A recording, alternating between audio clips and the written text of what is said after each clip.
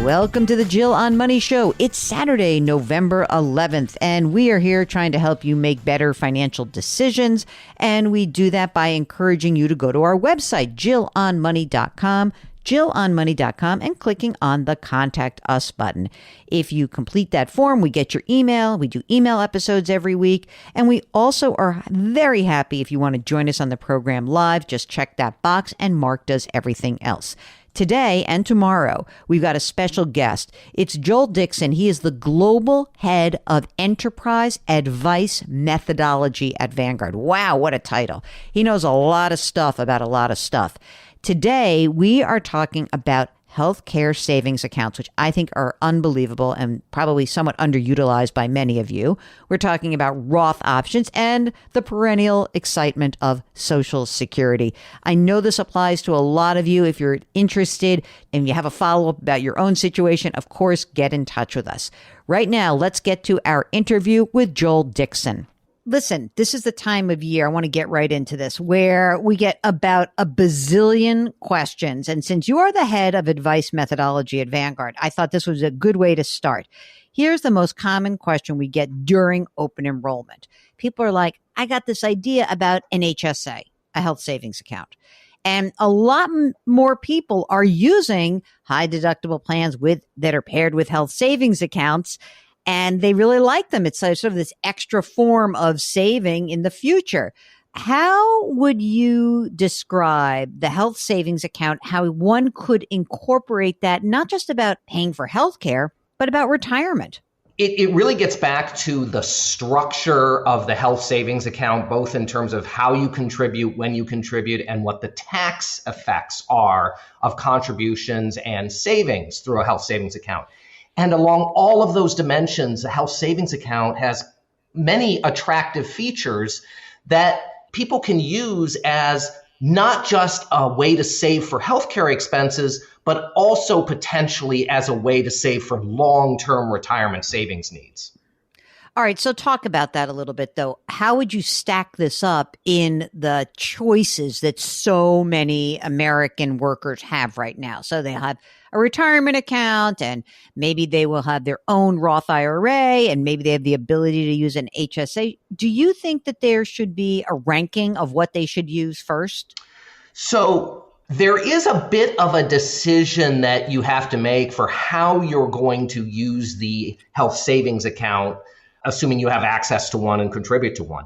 And that is, are you going to use it as a savings vehicle, the long-term savings, much like you would an IRA or your 401k plan? Or are you going to use it as a more tax-efficient way to pay ongoing healthcare expenses in, say, the current year and over the short term? That has some differences in how you might want to think about contributing. But generally, because the contributions to an HSA reduce your taxable income, that is, they're tax deductible. Because the investment growth within an HSA is tax deferred, that is, you're not taxed on the gains year after year. And third, that any qualified medical related withdrawals are tax free, the HSA actually looks a lot more like some forms of IRAs or individual retirement accounts. And so if you're saving long term, you probably want to think about contributing to an HSA pretty high up in your savings order. That is, well, you probably want to take advantage of a match in your employer's plan, your 401k contribution. But after that, the HSA often looks pretty attractive relative to other savings vehicles because of its flexibility, because of its tax efficiency. Let's just talk while we're at it about what you are seeing at Vanguard in the adoption of, just generally speaking, Roth retirement versus the traditional pre-tax retirement accounts. How are people who are either using retirement plans through work or just funding their own, do you see just a big uptick in the Roth? Because we just get slammed with questions about Roth versus traditional. When should I use it? Is there any case where you'd say no to Roth? Mark is a huge Roth fan. So how do you think about that?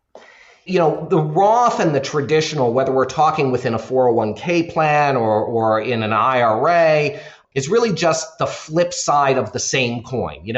In the traditional IRA structure, you're taxed when you withdraw the money, and you get a tax deduction when you contribute.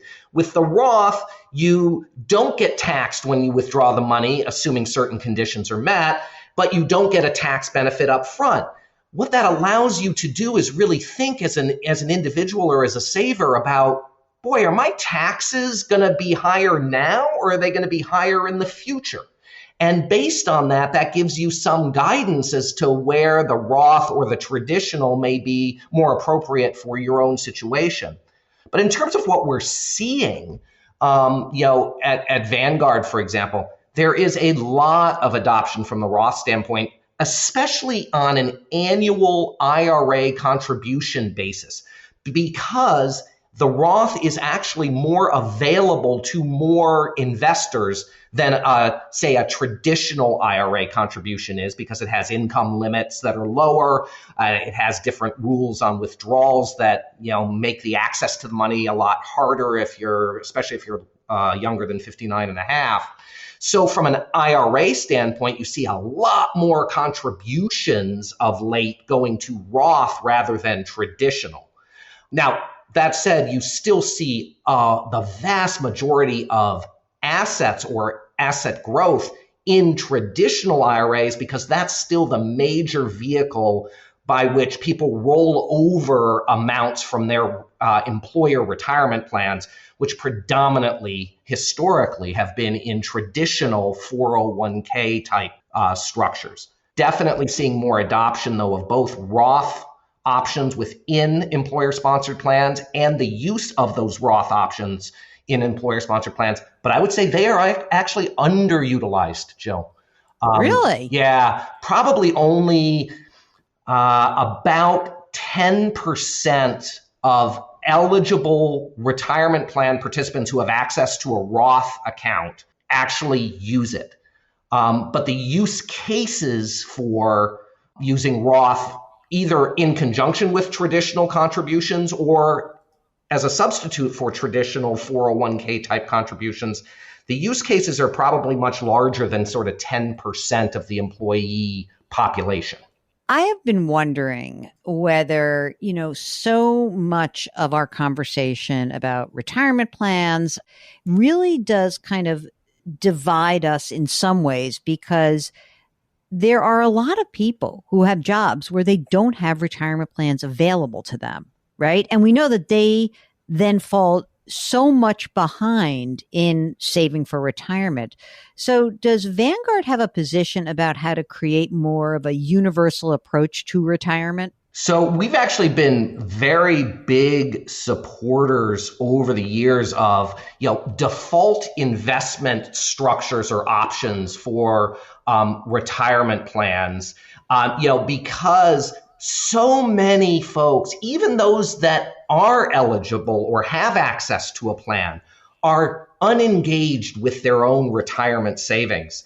And so getting more participation into longer term retirement savings, whether it be through tax incentives or default structures or approaches, is something that we have seen a ton of value in terms of thinking about long-term retirement savings over time, and continue to look at ways to essentially create default type systems to allow investors to save more and to save actually better, if you will, over time.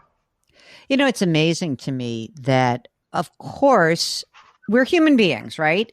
So if we make it easy for people, I'm not saying that, behavioral economics or finance solves every problem, but what we do know is this is one problem that is solved with an automatic default, right?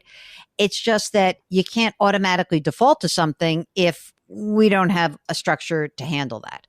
What's your view at this point on the idea about some of the Social Security questions that we get as we fold that into retirement? Can you give the global head of advice methodology hat that you have and tell us how people should be thinking about their Social Security benefit as it folds into their retirement planning? Oh, absolutely. And that's really an important question, Jill, and I'm very glad you asked it, because oftentimes, and again, it gets back to the sort of behavioral kind of ways that we all think, we tend to separate, for thinking about retirement, our income sources and our assets. But yet, Social Security is in many ways the best and most valuable asset that most Americans have as they're going into retirement. If you think about the present value of their expected Social Security income as an asset, and it kind of automatically converts, it's kind of the best form of an annuity, if you will, into a monthly or annual income stream. And so when you're thinking about what it is you need for maintaining your own standard of living or your basic living expenses that you want to cover in retirement, Social Security is a key element of that equation. And you can't think of your investment portfolio separate from your Social Security or a pension or work that you might have, or even your home equity that you might have, because all of these can be tapped and converted to income in different ways and all have a potential role of contributing to retirement income. So Social Security itself, very large, very important part of the retirement income discussion and how to think about it. I always say to people, like one of the best things you can do is to work longer. But then often many of our listeners are like, look, I hate my job, or my job is physically demanding. And I do get that. But I'm with you. Like, the Social Security is a big part of your planning. And to just sort of say, oh, I'm not going to pay attention. You got to pay attention to it. And you have to be smart about the decisions you make around your Social Security, right? Because I kind of get bummed out when I hear people say, oh, I took my Social Security at 62. It's just the worst. It really is. Don't do that if you can't. Okay, tomorrow, Joel is going to be back on the program, and we are going to be talking about withdrawal rates. Woohoo! I know you're psyched. I'm psyched. It's actually really an important conversation as you contemplate retirement, whether you're 30 or 60 or 80. Just doesn't matter. It applies to every one of us. So stay tuned. That will be tomorrow. It is Saturday today. Have a wonderful day. Don't forget to go to the website, sign up for the free weekly newsletter, and subscribe to the Jill on Money live service. You'll have access to quarterly live webinars. Next one is the beginning of December. We are going to be doing year-end and tax planning. Oh my gosh, so important. Lots of great bonus special content. Just go to jillonmoney.com. Do me a favor, leave us a rating and review wherever you listen, and you can listen to this on the Odyssey app or wherever you find your favorite podcasts. Do something nice for someone else today. Change your work, change your wealth, change your life. Thank you for listening, and we'll talk to you tomorrow.